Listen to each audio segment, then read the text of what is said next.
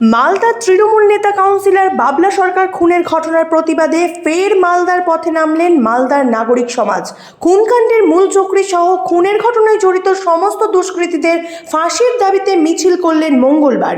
এদিন সকাল 10টা নাগাদ এই মিছিল সংগঠিত করেন মালদা শহরের 22 ও 26 নম্বর ওয়ার্ডের সাধারণ নাগরিকরা। তারা মালদা কলেজ ময়দান থেকে একজোট হয়ে মিছিল বের করেন। মিছিলটি শহরের বিভিন্ন পথ পরিক্রমা করে।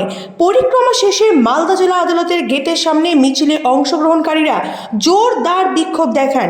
মিছিল ও বিক্ষোভে সামিল সকলেই তৃণমূল নেতা বাবলা সরকার খুনের ঘটনায় ধৃত মূল চক্রী নরেন্দ্রনাথ তিওয়ারি সহ তার সমস্ত সহযোগীদের দৃষ্টান্তমূলক শাস্তির দাবিতে সুর চড়ান।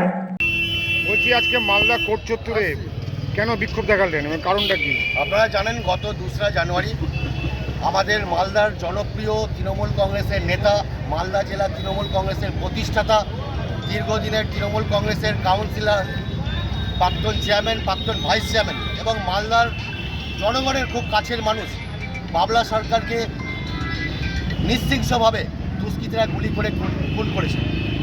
আজকে তার গত 2রা জানুয়ারি থেকে আজ আমাদের 11ই মার্চ, এতগুলো দিন হয়ে গেল। তার যারা মূল চক্রী এবং খুনি নরেন্দ্রনাথ তিওয়ারি সহ তার সহযোগী, তাদের এখনও পর্যন্ত কোনো রকম পানিশমেন্ট হয়নি। আমরা চাই অবিলম্বে নরেন্দ্রনাথ তিওয়ারি সহ তাদের সঙ্গে যারা সহযোগী ছিল তাদের প্রত্যেকের তাদের ফাঁসি চাই। এই দাবি নিয়ে আজকে আমরা মালদার এই কোর্ট চত্বরে আমরা বিক্ষোভ প্রদর্শন করছি। আমরা 22 নম্বর এবং এলাকার বিভিন্ন মানুষেরা যারা স্বেচ্ছায় আমাদের এই মিছিলে যোগদান করেছে। আজকে কি প্রোডাকশন ডেট আছে? আজকে কি প্রোডাকশন ডেট আছে? আজকে প্রোডাকশন ডেট আছে? আর একটা জিনিস হচ্ছে, এক সেকেন্ড বলছি, পুলিশ যেটা ওদের সাইডে যেটা দুজনের যেটা রিওয়ার্ড করেছিল, আজকে তো বিগত অনেক মাস হয়ে গেল, কিন্তু ওরা অ্যাবসকন্ডেন্ট, কি বলবেন? আমরা জানি পুলিশ অনেক চেষ্টা করেছে, আমরাও খবর নিয়েছি। পুলিশ বিভিন্ন জায়গায় বিভিন্ন রাজ্যে পুলিশ এখনও পর্যন্ত তাদের তল্লাশি চালিয়ে যাচ্ছে। পুলিশের কাজ করছে। আমরা আমাদের দাবি রাখছি অবিলম্বে তাদের ফাঁসি চাই। এখনও কিন্তু কোনো ট্রেস আউট পাওয়া যায়নি। অবশ্যই সে যেখানে থাকুন, আমাদের পুলিশের উপর আস্থা আছে, পুলিশ অবশ্যই তাদের খুঁজে বার করবে। আপনার নাম? আমার নাম জয়ন্ত ঘোষ। আজকে কোর্ট চত্বরের বাইরে কি করলেন? আজকে আমরা কোর্ট চত্বরের বাইরে নাগরিক সমাজ আজকে যেভাবে নরেন্দ্রনাথ তিওয়ারি আমাদের প্রিয় নেতা, প্রাণের মানুষ বাবলা সরকারকে খুন করেছে, তার আমরা অবিলম্বে ফাঁসি চাই এবং তার সমস্ত সহযোগীদের ফাঁসি চাই।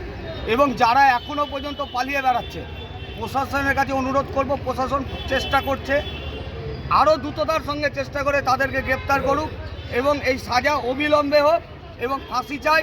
কারণ নরেন্দ্রনাথ তিওয়ারি জেলের মধ্যে থেকে তার পরিবার দিয়ে নাগরিক সমাজে এবং 22 নম্বর ওয়ার্ডে এবং 26 নম্বর ওয়ার্ডের মানুষকে ভয় দেখাচ্ছে, ফোনে থ্রেট করছে।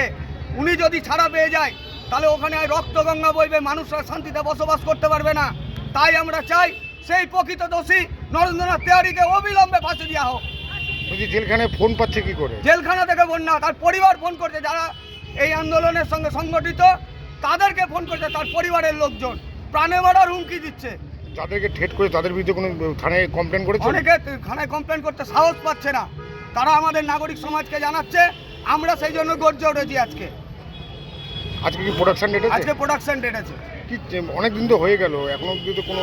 আমরা সেটাই জানতে চাইছি প্রশাসনের কাছে, কোর্ট মহাশয়ের কাছে আমরা জানতে চাই কি স্ট্যাটাস আছে।